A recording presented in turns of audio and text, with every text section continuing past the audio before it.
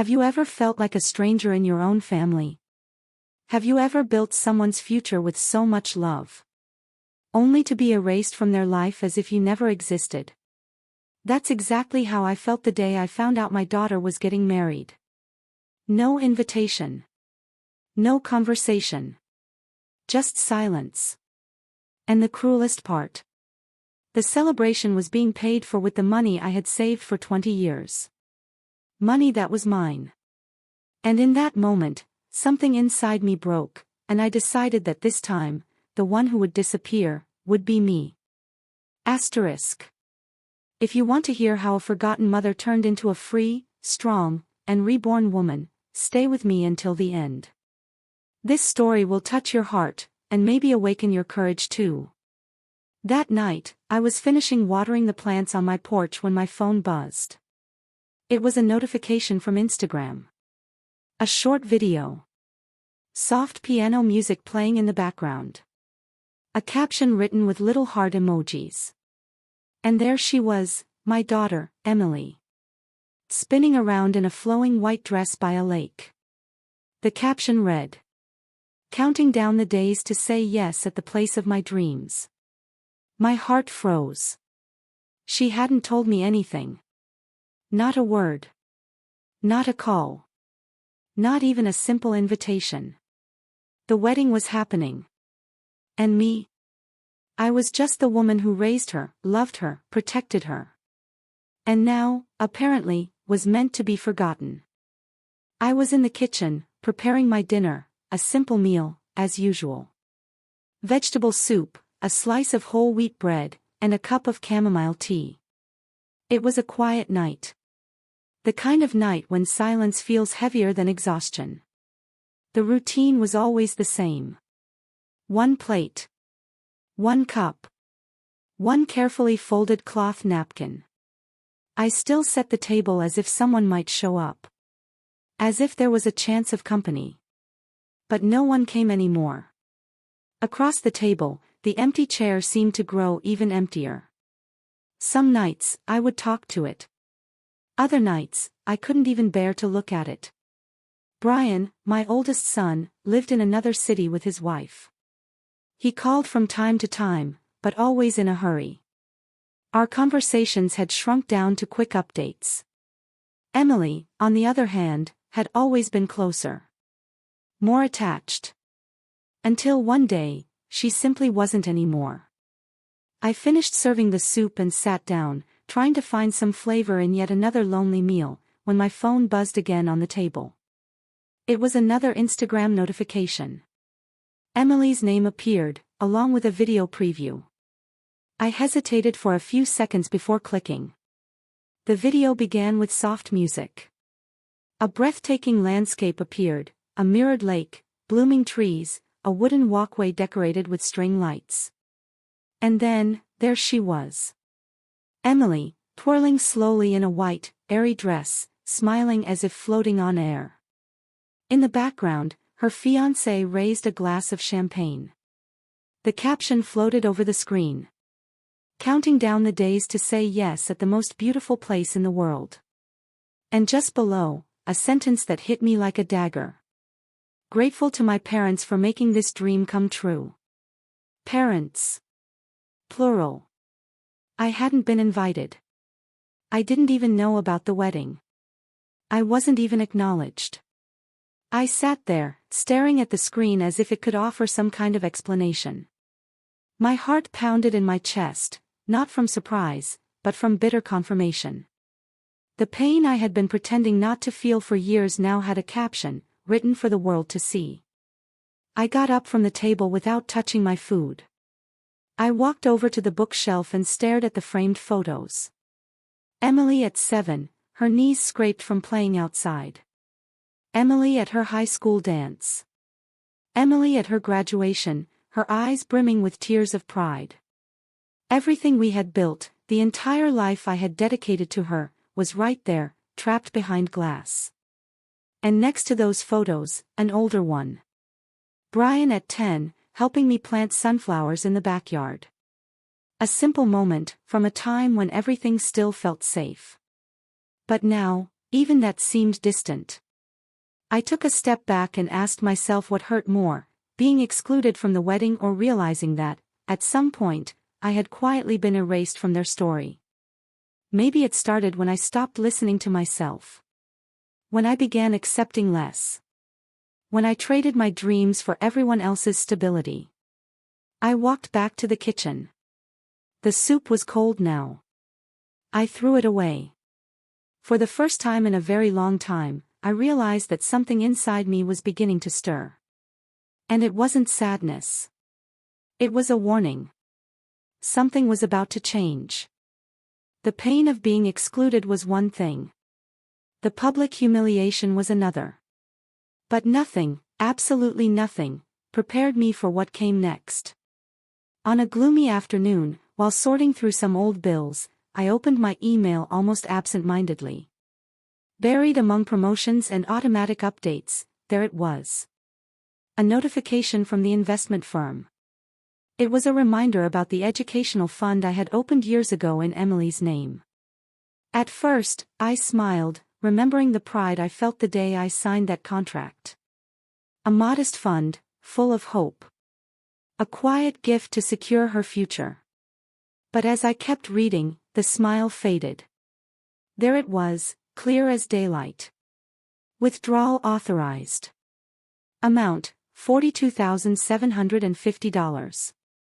Destination, Evergrove Lake Resort. Purpose, ceremony and reception reservation. For a moment, it felt like my heart stopped. The resort from the video. The dream location. The place where the wedding was going to happen, the one I wasn't even expected to attend. The money I had sacrificed for years to save, while cutting back on my own needs, postponing my own dreams, had been used to finance a celebration I wasn't even invited to. I slammed the laptop shut. I sat at the kitchen table, staring into the void in front of me. It felt like every window in the house had suddenly closed, leaving the air thick and suffocating.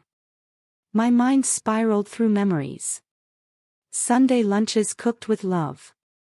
Sleepless nights during exam seasons. Trips sacrificed so she could attend the best schools. The advice I had given Brian when he lost his first job. The money I had quietly sent when he and his wife struggled with bills. Every gesture of love now echoed in an empty hall, without applause, without gratitude. Without even a whisper of thank you. For years, I had allowed myself to be sidelined in small ways. A forgotten phone call here. A postponed visit there. Always excusing. Always understanding. Always waiting. But this wasn't forgetfulness. This was erasure. This was indifference. This was a final, irreversible cut. And in the frozen silence of my kitchen, I understood something I should have realized long ago. Love is a two-way street. And sometimes, you need the courage to stop walking it alone. I could have, once again, let it slide. Pretend it didn't hurt.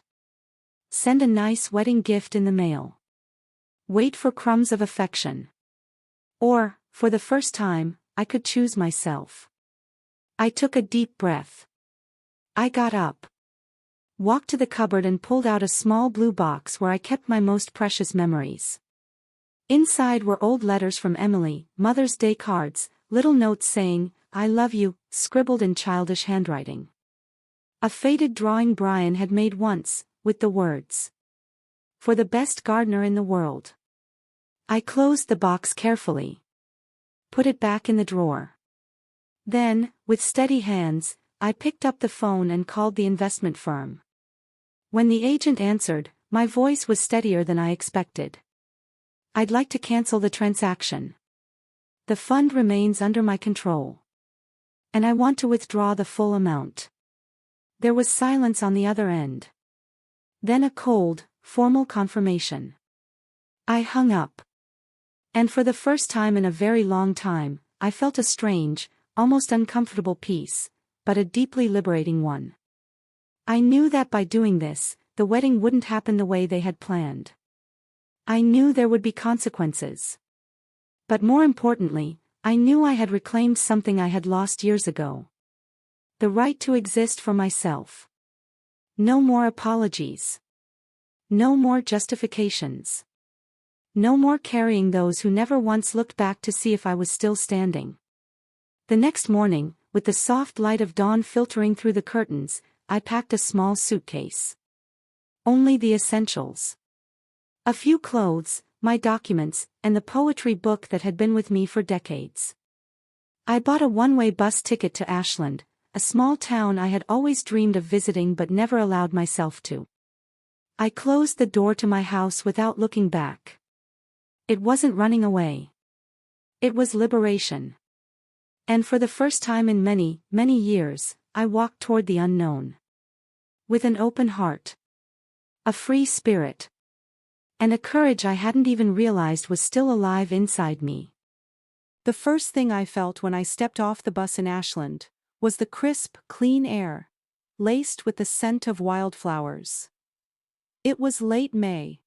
Spring had just started painting the sidewalks with soft hues of lavender, pink, and sunflower yellow. For the first time in a very long time, I had no routine. No schedule marking the next obligation, no kids, no shopping lists, no birthdays to organize. It was just me. And the silence. I found a small room to rent at the back of an old wooden house with wide windows and a creaky porch. The owner, Margaret, was a lively 75-year-old widow with curly white hair and a curious sparkle in her eyes. "All alone, dear? On vacation?" she asked, handing me the key.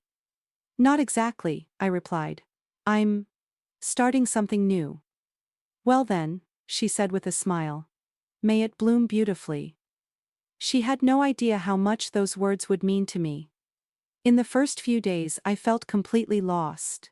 It was as if my identity had been left behind in Portland, along with the wedding invitations that never came. I woke up early but without a purpose. I wandered the streets, staring into shop windows, cafes, not knowing where I belonged.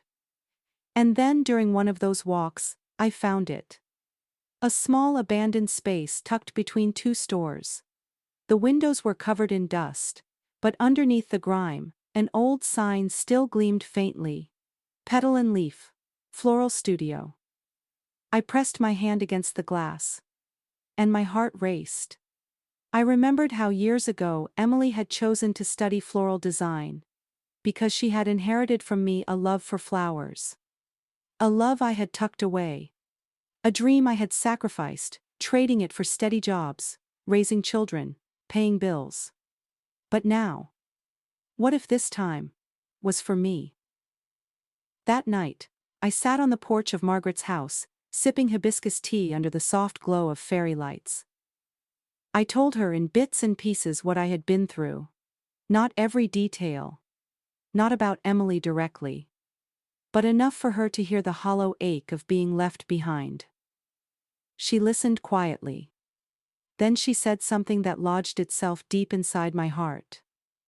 "Sometimes, dear, when people remove you from their lives, it's just the universe returning you to your own." The next morning, I went back to the Petal and Leaf. I spoke to the local realtor. The space had been closed for 2 years. The rent was reasonable. And the lease was flexible. All I needed now was courage. Opening that store wasn't about selling flowers.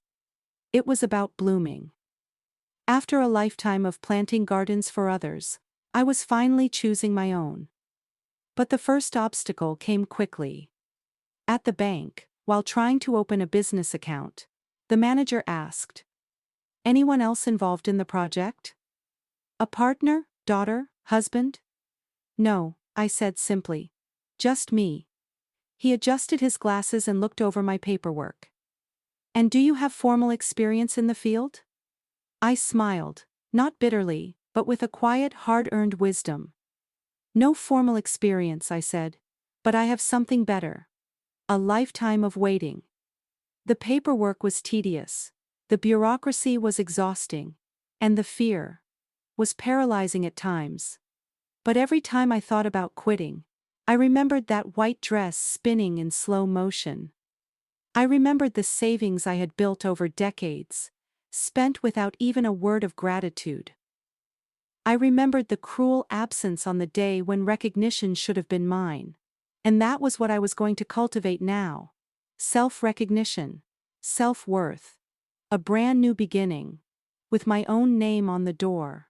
It took exactly 26 days to transform the old petal and leaf into something entirely new.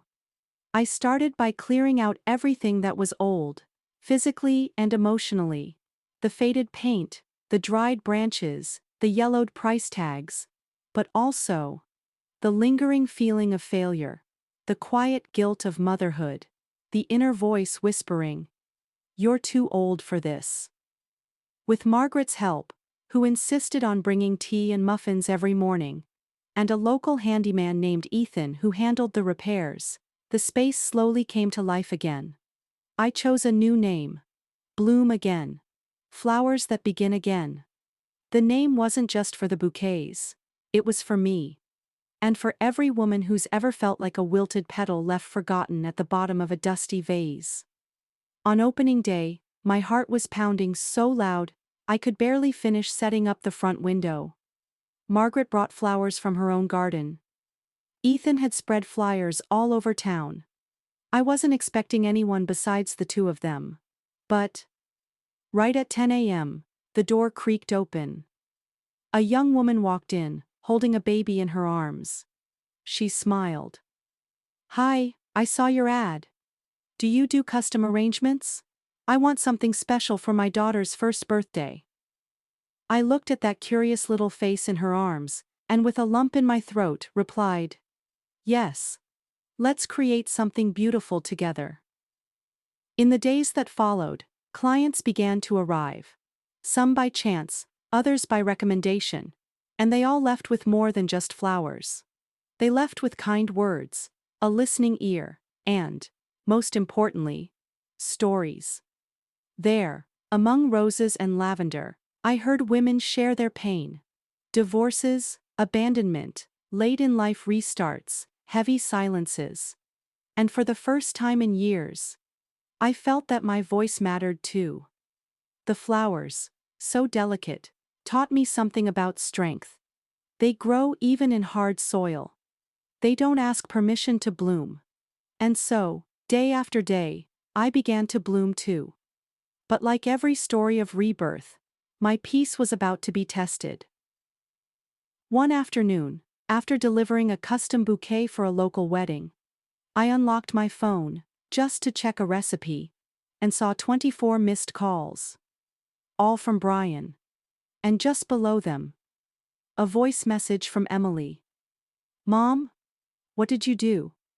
Why did you take the money? The wedding's been cancelled. I just need to understand." Her voice was shaky, but not remorseful. It was anger, blame, as if I had committed a crime, by protecting myself. I blocked the number, not out of hatred, but because for the first time, I chose myself first. 3 weeks passed after Emily's voice message. I didn't respond.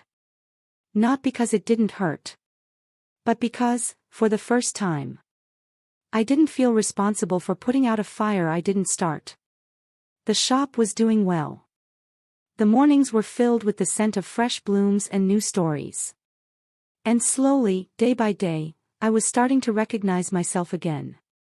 Until, one Wednesday afternoon, the shop's bell rang sharply, urgent, insistent. I wiped my hands on my apron, still dusty with soil, and opened the door. It was Emily. Her hair was pulled back in a messy bun. Her makeup was smudged. Her eyes were red from crying. Behind her, parked on the curb, sat a luxury car, Logan, the fiancé, behind the wheel. "Mom." She started, her voice low and tense. "Can I come in?" Every instinct in me screamed no. But reason whispered, "Listen." I let her in. She walked slowly to the counter, looking around the shop with visible surprise. "I had no idea you you knew how to work with flowers," she murmured. I took a deep breath. "I knew," I said simply. "I just never had the chance to show it." She stayed silent for a long moment. Then, almost in a whisper, "The wedding was a disaster. Most of the guests cancelled once they found out about the last-minute change of venue. Logan is blaming me. And, the truth is, we couldn't afford anything without that money." There was a time when hearing her say that would have shattered me. But now it was just an echo of the choices she had made. "You had the chance to include me," I said softly. "You had the chance to let me have a voice. And you chose to erase me." She dropped her head, ashamed. "It was the planner's idea," she said. "A modern event, just friends and the groom's family. We thought you wouldn't mind." I let out a dry laugh. "Wouldn't mind? Emily. I gave up everything to raise you. I set aside my own life so you could have yours. And when it came time to celebrate, you treated me like an inconvenience." For the first time since she entered, she looked straight into my eyes. "So why did you take the money?" she asked, almost in a whisper. "Because it was still mine," I said. "And because I finally learned that loving someone doesn't mean accepting being disrespected." She stood there, silent, tears pooling in her eyes. Then, her voice trembling. "Will you ever forgive me?" I sighed, not out of anger, but out of truth. "Maybe. But not today. Today, I'm too busy rebuilding the woman you forgot to invite."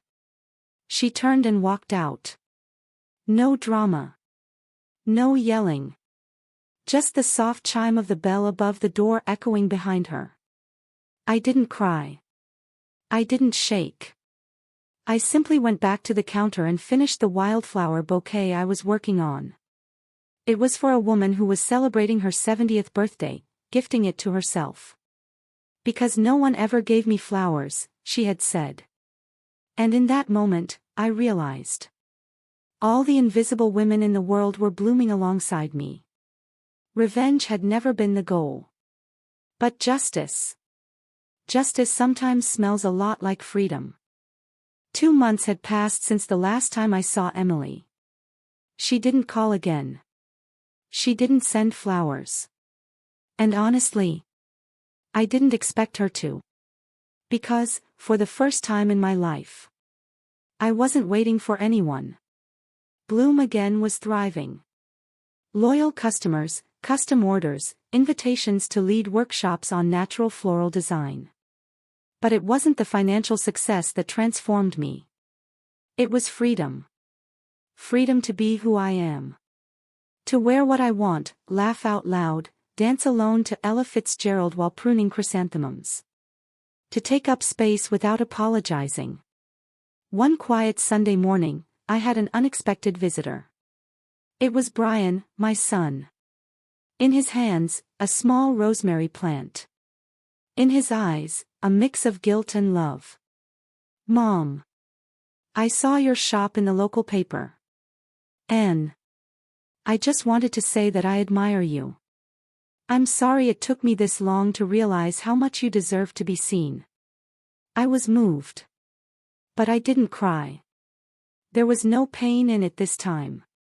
Only peace. "Thank you, son. I'm doing well now. Better than I've ever been." He stayed for tea. We walked in the park together, just like we used to when he was little. Later that afternoon, I sat on the porch with my favorite mug, the one I bought with the money from my very first flower arrangement, and wrote in my journal.